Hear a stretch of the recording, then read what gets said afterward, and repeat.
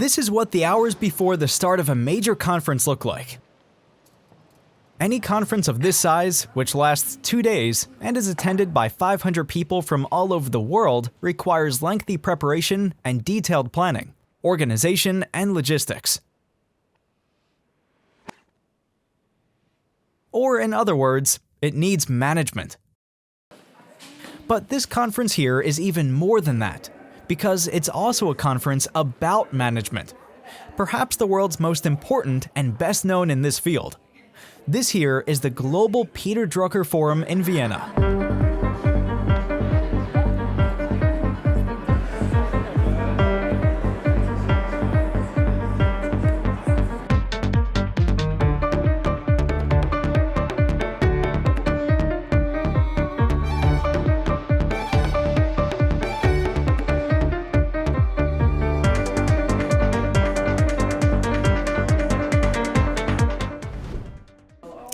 I think the Peter Drucker Forum is the premier management conference in the world. I have come many times over the last few years, and I'm so excited to be back after the pandemic. There are not a lot of management conferences, and this one I think really stands head and shoulders above the rest. The people here, the community, the ideas that are being discussed are really important, and it's just a lovely group of people to get together with and get to meet and to talk to about the future of management. But it's also the charm of Vienna. Vienna is a beautiful and wonderful city, and it's just so special to be here, and something about being here seems to really unlock people's creativity and imagination and inspiration, and I think that we all leave feeling a little bit more inspired to go back to our jobs and try to manage more thoughtfully.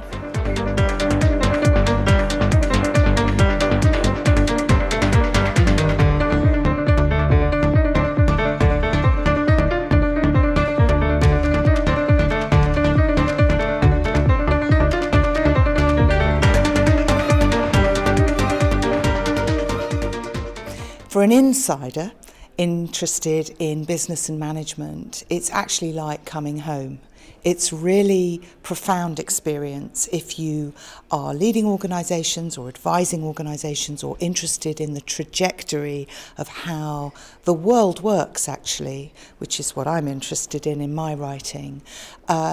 This is my tribe, the Drucker Forum, and you have conversations, sessions, debates, presentations, and really what you have is ideas, invisible ideas that float around and cram in and pass from person to person. And it's a very interesting, unusual mix. And those of us that come are devotees.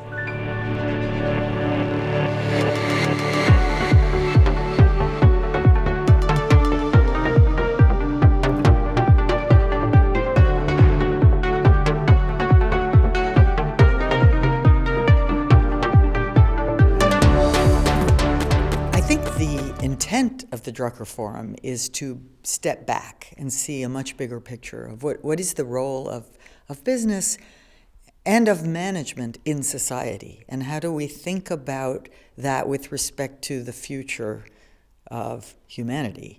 So it's a much bigger lens, a bigger perspective, and that forces us to confront the things that businesses do and that management does that are not in support of creating a healthy and sustainable future. And so the conversations, I think, are meant to be deliberately provocative and thoughtful. The Peter Drucker Forum is named after Peter Drucker, who was born in Vienna in 1909 and grew up here in Kaskaram in Vienna's upscale 19th district, in this house, which was built by star architect Joseph Hoffmann.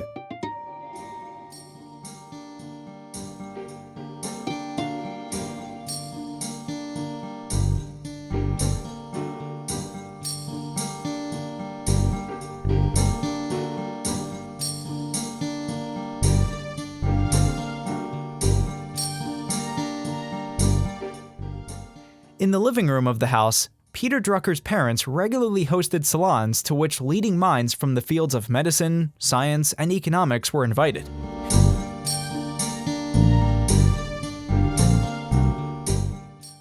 Peter Drucker was allowed to attend these salons at an early age. In this interview from 1999, Drucker called being allowed to listen there his real education. Das war eigentlich meine Erziehung, zuhören zu dürfen. In 1927, immediately after graduating from high school, Peter Drucker left Vienna for Germany, where he worked for a daily newspaper.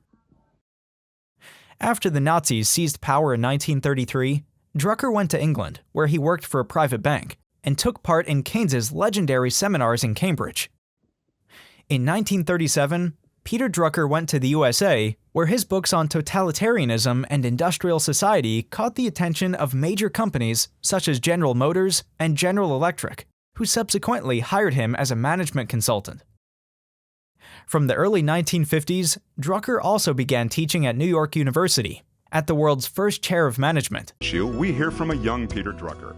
In the following decades, Peter Drucker rose to become the leading thinker in the field of management, the management guru in the USA as well as in Japan. A whole series of classics of management literature originated from the pen or typewriter of Peter Drucker.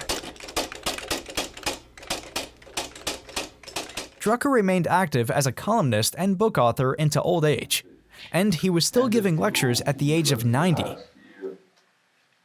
He died in California in 2005 at the age of 95. The first Drucker Forum took place in November 2009 to celebrate what would have been Peter Drucker's 100th birthday. To mark the occasion, fans, friends, and family members of Drucker gathered at the House of Industry in Vienna. Among them, the Pope of Marketing, Philip Kotler, and Drucker's widow, Doris. He never told me, he never explained why he felt impelled to leave Austria. Perhaps he felt the diminution of the territory. As you know, they had shrunk considerably between 1909, the year of his birth, in 1927 or so when he left. Perhaps he thought there were fewer opportunities for a young man. I really don't know. He was not much of a coffee house fellow. And the Vienna of the Strauss waltz, the Blue Danube, and the Franz Lehrer operettas left him cold. So I did not know him then, of course. We only met when we were in our 20s. So whatever I know about those years is either hearsay or what he told me, which may have been the truth or not, I don't know. By the way, I carry with me a 1955 book. You know, there's the Old Testament, the New Testament, and the Drucker Testament. This is the practice of management, and I was looking again at that famous chapter, What is Our Business? I'll say some things about that. You know, I was talking to Charles Handy about the fact I'm torn. Having heard what was said the last period, I really want to talk about those things. But it's Peter who I want to stick to right now initially about his influence and why he is absolutely the grandfather of marketing, the godfather of marketing, because this book is a 1955 book. It's called The Practice of Management, and that makes it 5 years ago or more.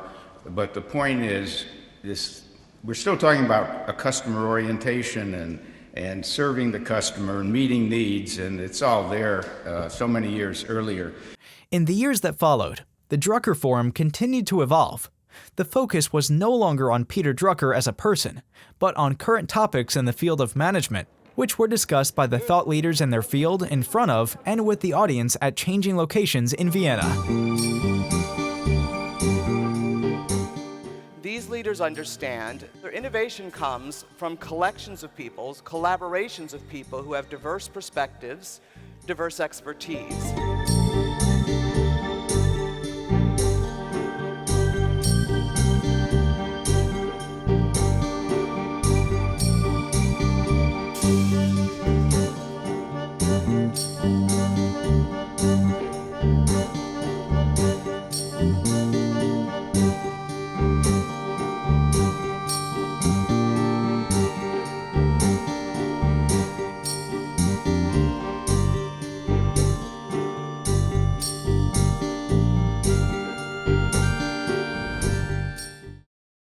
Peter Drucker remains really one of the preeminent thought leaders in the field of management. I have met so many people who will tell me that his articles on managing themselves, on leadership, have reshaped their careers. If you think about, we all go to work every day, work can be a grind. We should all be fortunate enough to have jobs that we find meaningful and that we enjoy. But I think Peter Drucker really helped put his finger on the human side of management, and that's kind of what people like me and all the rest of us are now trying to do. We're just trying to catch up with him. And so I think one of the things that's special about coming here is the focus, as Drucker would have put it, on that human side of management, on trying to get the best out of people, on expecting the best from yourself. And so even today, there's been thousands of books written, in the mold of Drucker, but there's only one Drucker. And I think that if you read any of his articles today, they really stand the test of time, and they still make a ton of sense. Peter Drucker's work, I think, is relevant because he writes, like all great literature, in simple, effective, memorable language, speaking certain truths, universal truths. And the reality is, I write about work and business for Bloomberg now, and I go back in history and read a lot of management literature from the 20s and the 30s and the 40s and the 50s and the 60s. And the reality is that the issues are in fact quite similar. If you discount the technology we have now, the energy crisis we have now, and therefore there's a timeless quality to the problems and a timeless quality to Peter Drucker's writing. But he also had a sympathy and an understanding of humanity, which probably came from his experience of coming from Austria. So I teach at Harvard Business School. I still assign articles by Peter Drucker to my second-year MBA students. I teach a course called Becoming a General Manager. And Peter Drucker wrote very thoughtfully and in timeless ways about the role of the general manager. And the general manager is the person who feels a sense of responsibility for the whole entity, rather than an expert in, say, marketing or manufacturing or finance. So the general manager has the role of managing people with their different expertise, bringing them together to create value as a team, as a whole. And I find his writings incredibly relevant and useful for today. Many of the things that he said are eternally true. When he said that there is only one valid purpose of a corporation, to create a customer. That is like Einstein, that is like Copernicus, saying something that appeared to be obviously wrong when he said it. But 50 years later, 70 years later, it's become obvious that that is how companies should be run. So there are those eternal truths, which was ignored for 50 years, but eventually that is one of the great values, that he has some of those insights which are eternal. There were some things, of course, where the world has changed. Digital economy wasn't in existence at the time, but I think he would be thrilled to see what's happened, that those eternal truths that he enunciated have become the driving force of the digital economy. Every year, the Drucker Forum has a different theme. One of the recent ones was Performance That Matters. It focused on the many facets of performance and how it can be defined, measured, and appropriately rewarded in a radically changing world of work. In this context, Gary Hamel from the London Business School did not hold back with critical remarks in one of the plenaries.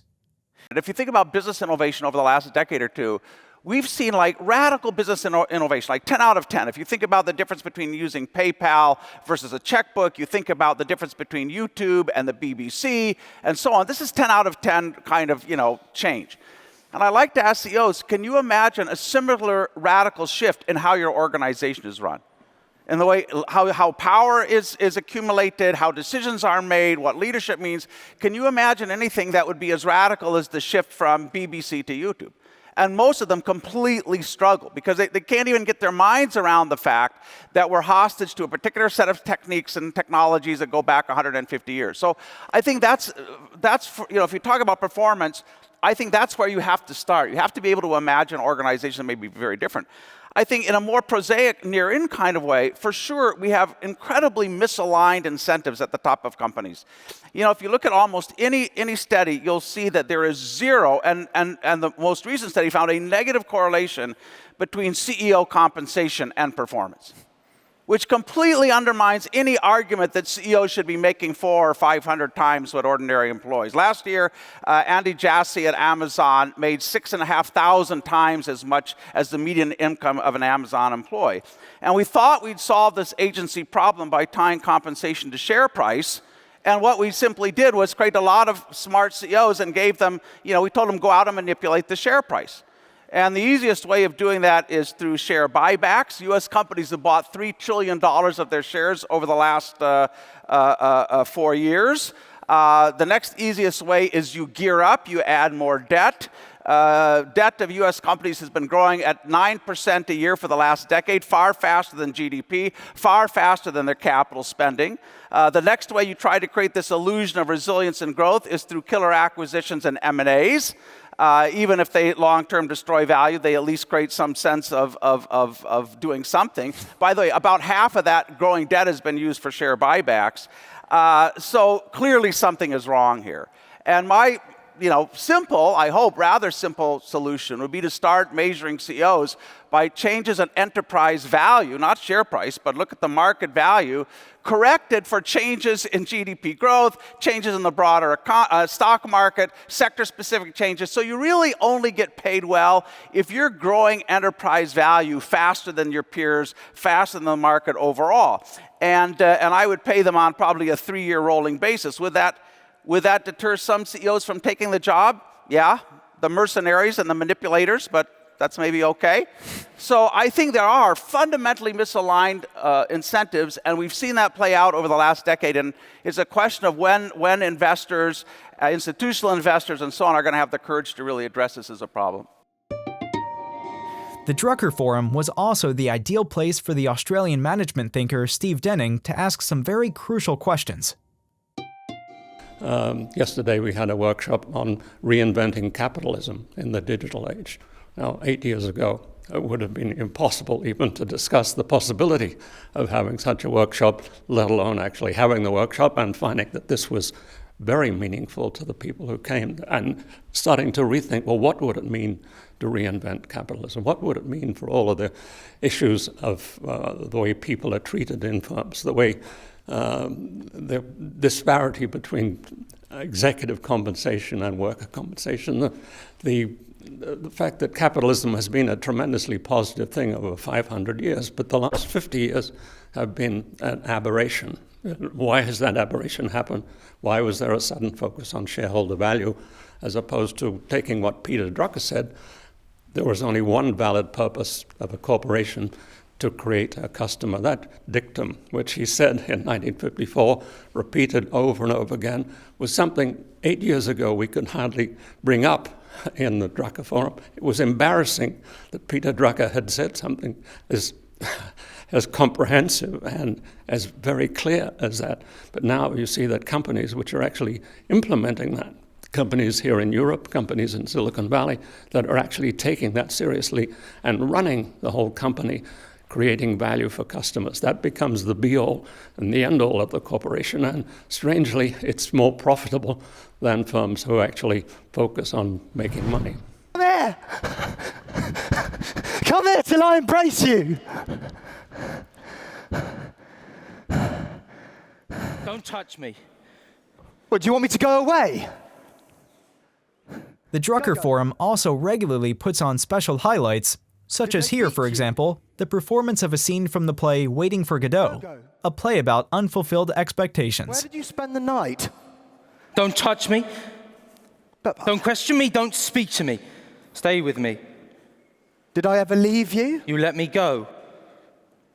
The scene was directed by Scott Handy, who is not only a director and actor, but also the son of the famous management pioneer Charles Handy. The latter was unable to come to Vienna due to his age, but sent a video message instead. Not with you in person. I was so looking forward to it. But life takes strange turns. So here I am with you electronically. Following his father's video message, Scott Handy spoke to Drucker Forum moderator Katharina Moser about the similarities between artistic production and business management. So my question to you is really, what can business learn from arts? I think it's a really interesting question. I remember one of your panelists earlier today talking about the perpetual crisis. I think it might have been Scott, my namesake, talking about the perpetual crisis that organizations and business find themselves in. And I was just thinking, I think the arts and business can help each other, because the arts crisis is the sea in which the arts live and swim. Not only do arts organizations, but artists and performers have to learn to manage crisis, but frankly, crisis is the defining active ingredient that makes performance happen.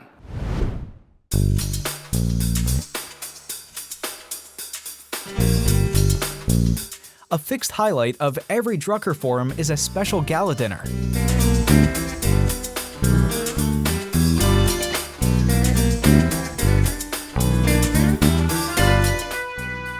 This gala dinner traditionally includes an artistic supporting program and short speeches. Here, for example, by Adi Ignatius, editor-in-chief of the renowned Harvard Business Review. You know, who really represents the legacy of Peter Drucker? That is this forum.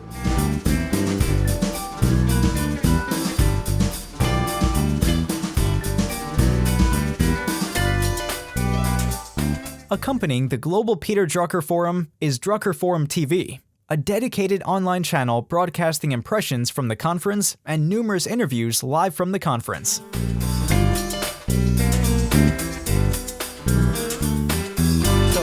Live right now from Vienna's Hofburg Palace. I've been walking around and it's stunningly gorgeous here.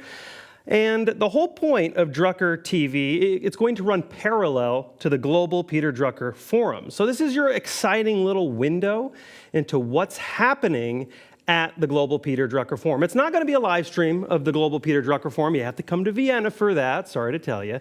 But we are going to give you exclusive interviews and fascinating discussions with some of the best management leaders in the world.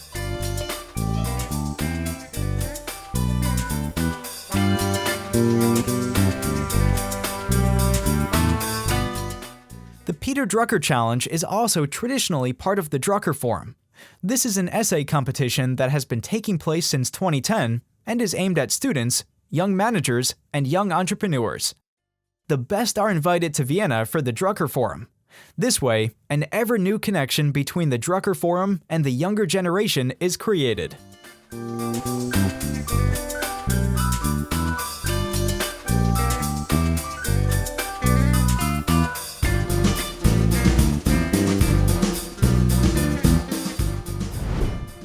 The mastermind behind the global Peter Drucker Forum is Richard Straub, who has continuously developed it since its inception in 2009.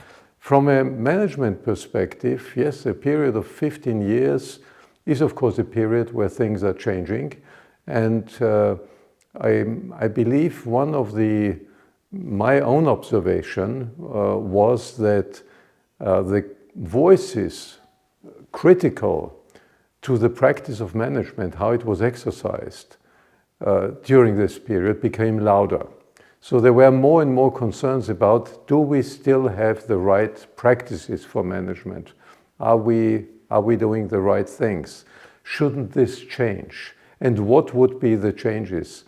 So this was the background music, I would say, we heard more and more, and it became even louder with new technologies, since we're living a time where technologies, digital technologies, information technologies are changing at such an unbelievable pace. Even if Peter Drucker as a person and his books have never been the focus of the global Peter Drucker Forums, his fundamental ideas and his comprehensive understanding of management have always been the central inspiration. Because Peter Drucker, and this cannot be overemphasized enough, Peter Drucker saw management as a role in society, relevant for all organizations and institutions, not only for business. Business management is one part of management. But public sector management, the way how you manage hospitals, the way how you manage in the cultural sector, this is all management. It is directed to achieve what this institution should achieve and to achieve the right performance that is required. In 2022, Richard Straub and his team also began to expand their activities beyond the mere organization of the global Peter Drucker Forum and founded the Vienna Center for Management Innovation, which is based here above the rooftops of Vienna. The Vienna Center for Management Innovation has the ambition to be a think tank type of organization, which has a horizon that spans beyond single years. A conference is typically focusing on a year. Here is a topic for the conference and now we're working towards it. The Vienna Center has also other type of initiatives like what we call topic leadership circles, groups of interest who are focusing on a specific challenge for management and working on it for a period of 18 months or 2 years. So research type projects, for example. The first initiative, presented by the Vienna Center for Management Innovation, will extend over an even longer period, namely a period of 5 years. We called it Next Management, and we said, since we announced it at the 15th Forum, it spans to the 20th Forum. And this will be the backdrop to almost everything we do. It informs other activities that we have, because the next management, when we discuss what should be the topic of a given year, we'll always think, how does this fit in this overall framework of the next management? Is it a key element of the changes that need to take place in order to improve the practice of management? So what exactly is this next management? Management, as it evolved in the last century, has been an extremely powerful social innovation. You can call it a social innovation. People, as it's used, call it a social technology. But now this old management has run its course. We are now at the point to say, what is the new type of management and why is it so important? It is so important because management is a key ingredient for making society work. If you don't have strong management in your institutions in society, you will fail in many ways. And we see it today. We see it today. Institutions are broken. So you need to change that. It's on the one hand a huge challenge, but it's a huge opportunity, because improving institutions with a more adapted form of management and leadership, because leadership is becoming equally more and more important as people need to think for themselves and find the direction they have to go. So in this sense, this presents an opportunity to indeed make society better. Because if we succeed to have new and better ways of managing, we will have a better society.